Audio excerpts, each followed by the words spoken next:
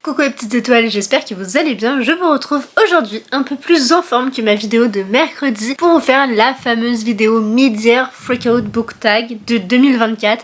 Et je crois que les catégories n'ont pas trop changé par rapport à l'année dernière et même ça doit toujours être la même chose. Mais écoutez, on est reparti pour une nouvelle année. J'avais trop envie de le faire parce qu'il y a quand même quelques changements, même si vous allez voir que beaucoup de livres finalement se suivent tout du long. Avant de commencer, je tiens à m'excuser parce que le soleil fait un peu le yo-yo. D'un coup il apparaît grand soleil, c'est trop beau et la luminosité est plutôt correcte et là il vient de se cacher.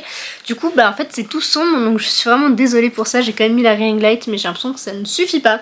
Bref, on va pouvoir passer à la première question qui est combien de livres j'ai lu jusqu'ici, donc en ce début d'année 2024. Eh bien je suis choquée de ce chiffre moi-même, j'en ai lu 80, c'est énorme, vraiment je ne m'attendais pas à avoir autant lu parce que d'habitude c'est ce que je peux lire sur un an et là c'est ce que j'ai lu sur une moitié d'année, enfin vraiment j'ai pas compris, mais il faut quand même prendre en compte qu'il y a 28 graphiques dedans, donc ça reste des lectures que je lis assez rapidement et je pense que je vais en lire encore plus à l'avenir, même peut-être cet été ou en tout cas dans la suite de l'année parce que j'adore ça mais je prends pas spécialement le temps et c'est vrai qu'en ce début d'année j'en ai un peu plus lu et ça déjà ça me fait trop plaisir. La deuxième question, c'est mes meilleures lectures de cette première partie de l'année. Et j'ai un peu triché parce que bon, c'était écrit au pluriel, sur d'autres sites c'est écrit au singulier, mais bon, moi je le mets au pluriel, comme ça je peux en caser plusieurs. Et c'est extrêmement dur de choisir, vous allez comprendre pourquoi, puisqu'il y a Babel, donc le fameux où je vous disais qu'en fait, c'est un coup de cœur, oui, mais en fait il est encore plus que le coup de cœur. C'est vraiment un livre qui est hors catégorie sur tous les points, je pourrais pas le classer, il est tellement exceptionnel et comme je vous l'avais dit dans ma vidéo, c'est un banger, c'est une masterclass. Ensuite nous avons Les coquillages ne s'ouvrent qu'en été qui a été une lecture mais renversante, j'ai mis plus de 3 jours à m'en remettre et si vous ne l'avez pas vu, et je vous le redis dans ma vidéo, c'était la même en fait que pour Babel, j'ai très hâte de le relire alors que ça fait quoi maintenant 3-4 semaines, parce que à force je vous dis 2 semaines mais bon là ça commence à faire un peu plus, mais dans tous les cas j'ai déjà envie de le relire et je pense que ça se fera, peut-être pas tout de suite parce que bon à chaque fois si je me mets dans tous mes états c'est pas possible, mais bientôt, et potentiellement en audio puisque ma copine Solène m'a dit qu'il était vraiment génial. Et l'indécise en moi est ravie de pouvoir en mettre un troisième et j'ai sélectionné L'Engrangetant, le deuxième tome qui a été une lecture mais exceptionnelle et encore je me suis restreint, je voulais en mettre d'autres où c'était un peu dans le même cas, mais alors la fin de cette duologie est une masterclass, encore une fois il fait pas partie de cette vidéo là donc là je peux tout vous redire mais vraiment la fin m'a transportée, enfin tout l'univers en lui-même est génial, les personnages sont exceptionnels, bref j'aime L'Engrangetant, lisez L'Engrangetant et c'est pour ça que le tome 2 fait partie de mes meilleures lectures. Et pour pas vous le cacher j'ai envie d'en mettre pas mal d'autres, notamment Persona tome 2 que j'avais mis mais je vais vous en reparler à plusieurs reprises par la suite. Donc j'ai évité mes petites pépites aussi. Et justement c'est le livre que je vais vous parler pour la meilleure suite de série. Et c'est donc Persona le deuxième tome puisque j'ai lu le tome 1 en 2023. Et là donc j'ai lu le tome 2 en 2024 et mais encore mieux que le 1, vraiment c'est exceptionnel. Le tome 2 de Persona est vraiment plus conséquent, je sais pas en fait pourquoi mais il se retrouve là et pour moi c'est une des meilleures suites, il fallait que je fasse un choix aussi mais waouh, un énorme banger et lui aussi je vous en ai parlé dans ma dernière vidéo, avant-dernière vidéo pardon. Pardon, je vais arrêter de me répéter mais je vous jure c'est vraiment des livres exceptionnels et j'ai envie de leur faire une propagande de fou et que tout le monde lise ces petites merveilles et en plus de ça, pour Persona, si jamais vous voulez le découvrir, sachez que c'est une trope de Found Family. Donc ça, si vous venez de me découvrir, sachez que c'est ma trope préférée. C'est une des plus mignonnes possibles et des plus... je peux pas dire originales, parce que maintenant c'est plus tout à fait pareil, mais vraiment elle est exceptionnelle, elle est toute douce, toute mignonne, donc foncez. J'ai l'impression d'avoir mal réglé la caméra, il y a beaucoup d'espace, mais bon bref, ce n'est pas grave. On va pouvoir passer à la nouveauté qui me fait le plus envie à l'heure actuelle en ce milieu d'année et j'en ai sélectionné 3. Le premier c'est La Passeuse de mots, le tome 4 qui fait partie de mes prochaines lectures, donc ça bientôt ce sera fait et je l'ai déjà avec moi donc c'est déjà une bonne chose. Le deuxième c'est Divine Rivalité tome 1, pareil je l'ai dans ma bibliothèque donc je pourrais le lire très prochainement. Et le troisième par contre je ne l'ai pas dans ma bibliothèque, c'est Curious Tides, le premier tome aussi si je ne m'abuse et il a l'air exceptionnel, hyper original et j'ai trop envie de le découvrir. En plus ils ont fait des éditions mais magnifiques donc vraiment j'ai qu'une envie là, c'est de craquer pour la voir, mais je suis en no-buy toujours, vraiment. J'essaie de m'y tenir, j'ai réussi tout le mois de juin. Et si je pouvais aller jusqu'à mi-juillet, je me dis ça pourrait être quand même chouette, sachant qu'on est déjà le 4-5 à l'heure où je tourne, je sais même pas quelle date on est le 4, c'est ça. Et donc ce serait cool si je pouvais aller au moins jusqu'au 15 juillet. 14, 15. Et d'ailleurs je me suis mis un petit objectif pour acheter un livre, donc j'espère que ça se sera fait bientôt. Comme ça si demain par exemple j'ai la réponse, et bah j'achète un livre. Voilà. Ok, la 5e question, c'est les sorties que j'attends le plus sur cette deuxième partie de l'année. Et sans grand étonnement, c'est La Tisseuse de Mélodie, écrit par Sarah Bookin sur Instagram. Si je ne me trompe pas, son nom d'autrice c'est Sarah Abbasi. Mais je suis pas trop sûre, donc vous avez l'affiche dans tous les cas comme à chaque fois. Et vraiment il a l'air exceptionnel et Hachette nous a proposé de le recevoir. Donc normalement là, je l'ai même peut-être déjà reçu, je ne sais pas trop, faut que je demande à mon papa. Mais sinon dans tous les cas il devrait bientôt arriver. Donc je pourrais le lire avant septembre. Et j'ai trop hâte. Si vous saviez, il a l'air vraiment exceptionnel, je me répète énormément. Mais je vous jure, c'est de la frappe à la fois sur l'objet livre, sur l'histoire, sur tout ce qui a créé Sarah et la campagne de précommande. D'ailleurs, je vais faire un petit point pour vous en parler. Hachette organise une campagne de précommande justement avec des paliers. Donc je crois qu'on a 400, 600 et 1000 précommande et en fait selon le palier qu'on valide avec le plus de précommandes en fait on débloque certains paliers et donc vous avez des goodies. Et honnêtement j'hésite un petit peu à passer précommande juste pour avoir les goodies, mais je me dis Amy c'est un peu de l'abus sachant que tu vas avoir le livre avant. Je sais pas quoi faire, vraiment je ne sais pas quoi faire. Est-ce que je craque quand même? Pour l'instant je réfléchis. En plus de ça, ça voudrait dire couper mon no-buy, donc je ne suis pas prête à ça encore. Et la deuxième sortie que j'attends assez impatiemment, c'est Absolu, le 3e tome, puisque j'ai lu le tome 1. Donc si je ne me trompe pas, c'était en octobre dernier. Je suis censée lire le tome 2 très prochainement, et comme ça je pourrais enchaîner et finir l'année en finissant la saga. Je n'arrive plus à parler, mais vous avez compris. Et donc pour le coup ce serait assez chouette de pouvoir à la fois continuer et être à jour, puis finalement terminer la saga, ça serait vraiment très cool. Donc soyez à l'affût pour la rentrée littéraire parce qu'il va y avoir des pépites. Je m'embarque un peu trop dans cette vidéo, mais bon bref, c'est pas grave, on va redescendre un peu la pression avec mes déceptions de ce début d'année. Et malheureusement ça arrive assez rarement, enfin du coup heureusement pour ça, mais il y en a quand même deux là que j'ai relevé. Le premier c'est Solid Burn, écrit par Camilla Cole et édité chez Hachette Roman.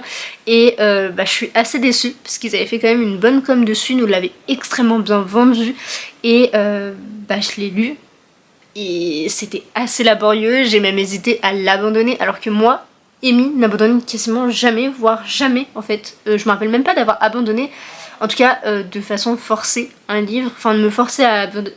J'arrive plus à parler, c'est terrible. Mais en tout cas, je me rappelle pas avoir abandonné un livre dans ma vie de manière consciente. J'en ai laissé certains en pause, mais ça c'est encore autre chose.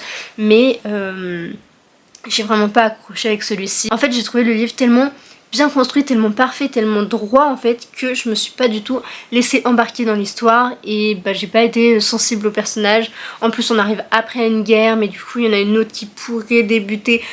J'ai pas aimé. Et le deuxième c'est Ici et seulement ici de Christelle Dabos et je suis bien heureuse de l'avoir écouté en audio sur Nextory si je dis pas de bêtises dans l'abonnement parce que je l'avais pas dans ma bibliothèque et j'ai pas du tout été sensible en fait à ce qui était transmis. Certes on a parlé de harcèlement, il y a certains passages qui sont bien faits, certaines façons de parler qui étaient pas trop mal, mais en fait j'ai pas du tout aimé comment c'était écrit, comment c'était interprété, comment l'autrice a voulu le démontrer. Enfin, je sais pas, peut-être que c'est juste moi, peut-être c'est juste le format audio, mais je ne pense pas, parce que dans la lecture commune on était beaucoup à ne pas avoir trop accroché.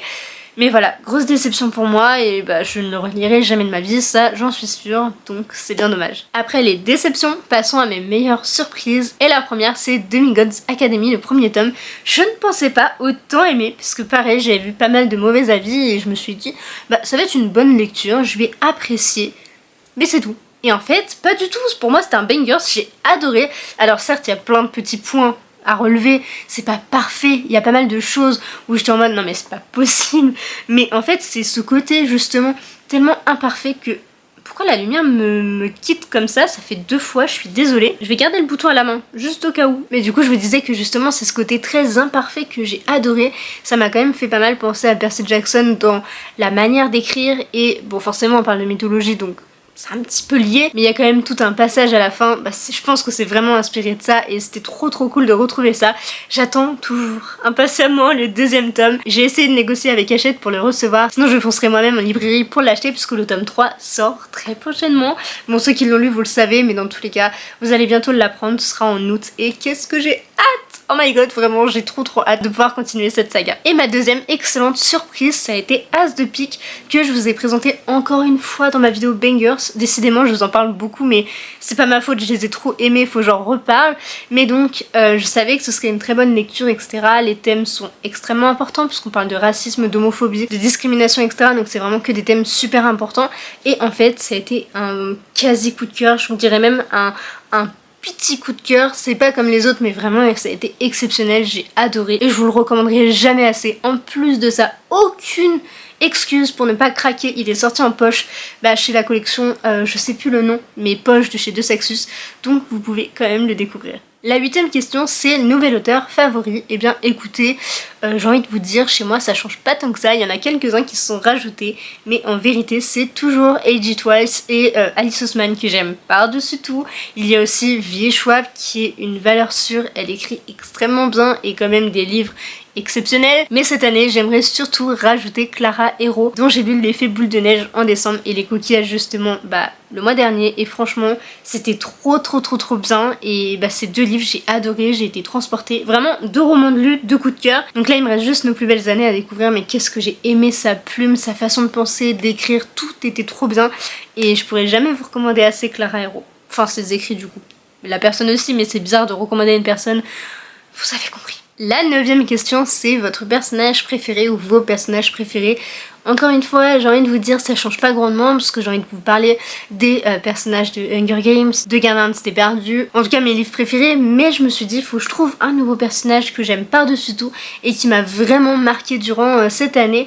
Et j'ai envie de vous parler de Gabrielle, la protagoniste de Noblesse Oblige, de Maywen Alix, que j'ai vraiment beaucoup aimé, parce qu'en fait c'est un peu une inspiration de Katniss, j'ai envie de dire, enfin c'est pas vraiment pareil, mais elle est forte, elle est badass, elle est vraiment déterminée, elle a peur de rien et elle est prête à tout aussi pour son opinion, pour ses valeurs, etc. Et juste pour ça, j'étais obligée de la mettre ici, mais bien sûr j'aurais pu en mettre d'autres, mais je me suis restreint à elle. La 10ème question, c'est la meilleure adaptation et pour pas vous le cacher, j'en avais pas vraiment à vous présenter, du coup je suis partie sur une logique que vous allez comprendre, dans le sens où je vais vous parler de Kimon, la série télévisée, qui est donc tirée du roman qui s'intitule exactement pareil, Kimon tome 1 et Qui meurt tome 2 et Qui tue tome 3.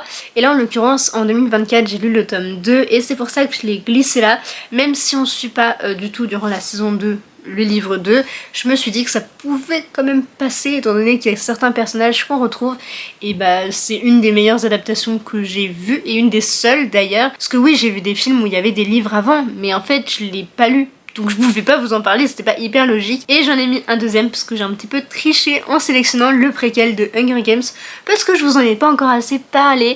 Mais bon, il est sorti en novembre dernier. Mais j'avais quand même envie de vous reparler de ce roman et donc de l'adaptation au cinéma que j'ai adoré, qui était vraiment trop bien. Et je vous ai d'ailleurs fait une petite vidéo dessus, donc n'hésitez pas à aller la voir. Mais voilà, c'est les 2 seules adaptations on va dire que j'ai pu voir. Et je me rends compte qu'en fait j'en ai pas vraiment. Mais écoutez, c'était la solution la plus simple. Parce qu'après je pourrais vous reparler de Unwoven He que j'ai revu cette année, ou les Heartstopper, je crois que je les ai déjà revus cette année, Dash and Lily, etc. Mais alors soit j'ai lu le roman mais il y a bien longtemps, ou alors je n'ai même pas lu le livre, donc c'est pour ça que je disais que ça servait pas à grand chose. La 11ème question, c'est des livres qui vous ont fait pleurer, et là pour le coup il y en a une ribambelle sur tout ce que j'ai lu, vraiment c'était pas possible de choisir, donc j'en ai mis encore une fois plusieurs, et le premier que j'ai sélectionné encore une fois, je sais, c'est Les coquillages ne s'ouvrent qu'en été, puisque vraiment comme je vous l'ai dit, il m'a bouleversée, et j'ai eu énormément de mal à m'en remettre, et le fait qu'on parle de sœurs forcément ça m'a pas aidé parce que j'en ai une et je nous ai beaucoup identifié aux 2 sœurs justement, donc moi Amphibie et ma sœur Olena, et c'était trop bizarre en fait de lire ça et de voir à quel point en fait certaines phrases étaient justes, certains rapports étaient justes, et je me demande waouh, enfin c'est trop bien fait, trop bien écrit. Bref, il m'a fait pleurer toutes les larmes de mon corps. Je crois qu'il fait à peine 400 pages et j'ai dû pleurer les 100 dernières, donc c'est pour vous dire à quel point c'était touchant. Mais pour éviter de reparler toujours des mêmes, j'ai aussi sélectionné Sous la porte qui chuchote, et lui aussi pour le coup il m'a, waouh, comment dire, extrêmement touchée pour différentes choses. Évidemment on va parler de la mort, donc déjà on est bien dans le thème, voyez-vous. Mais en fait c'est amené d'une façon mais tellement belle, tellement poétique et avec tellement de justesse. Bref, j'ai vraiment énormément aimé et je vous l'ai déjà chroniqué dans un de mes Il était un livre, donc n'hésitez pas à aller voir là-bas. Mais quelle petite merveille. Waouh, TJ Klune écrit extrêmement bien. Le seul petit X, c'est qu'il écrit des énormes chapitres de 50 pages et ça c'est son plus gros défaut parce que je suis sûre qu'il pourrait être lu par plus de monde. Mais qu'est-ce que c'était beau, qu'est-ce que c'était bien et touchant. Et on va aussi parler d'animaux. Bref, j'ai adoré. Et encore une fois, je crois que c'est un livre où j'ai mis au moins 3-4 jours à m'en remettre. Et ouais, finalement, je me rends compte que cette année, il y en a pas mal qui m'ont fait pleurer. J'aurais pu en rajouter, mais je me suis limitée à 3. Et donc, le troisième, c'est La balade funèbre de Art et Merci.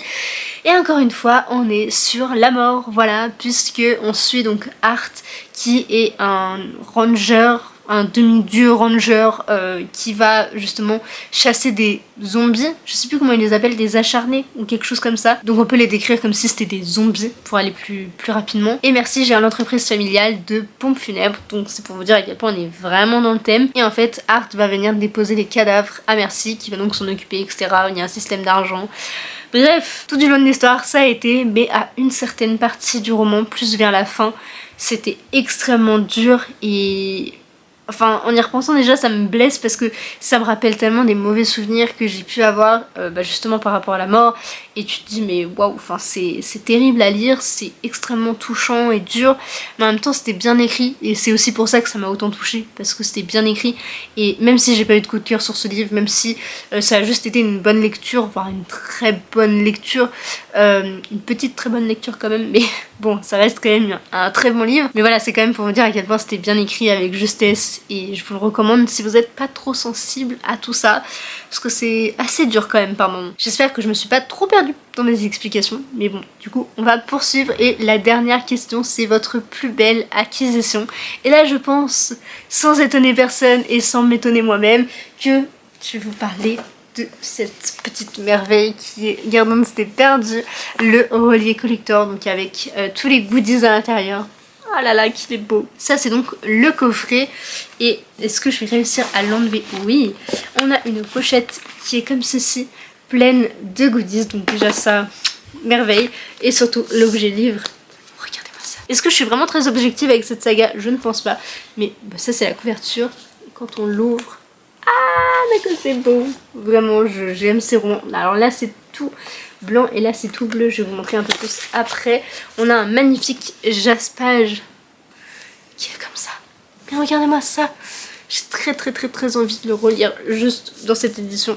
Alors la thalassophobie en moi n'est pas très fan de ça, mais d'un côté oui et non. Je sais pas comment expliquer. En fait je crois que c'est vraiment cette baleine là qui me terrifie. Et donc je voulais vous montrer à l'arrière comment ça se présente. Si je peux enlever la jaquette.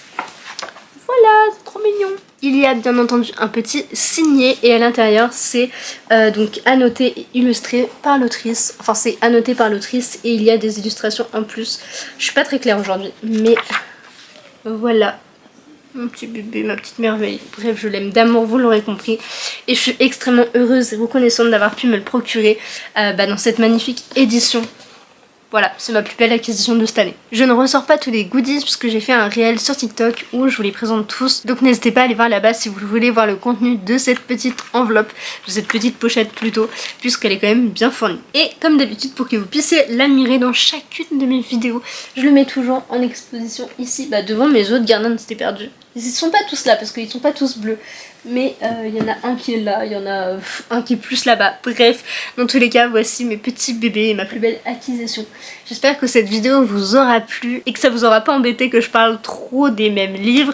J'ai essayé de diversifier, mais c'est vrai que en fait, ils rentraient tous dans ces catégories-là et c'est pas ma faute si c'est tel et tel livre qui y vont. Enfin, vraiment, je vais pas vous mentir et vous dire bon c'était un tel et un tel juste pour diversifier. Là, pour le coup, ils étaient tous un peu partout. Bref, sur ce, je vais vous laisser. Je fais plein de gros bisous et à très vite dans une prochaine vidéo. Bye!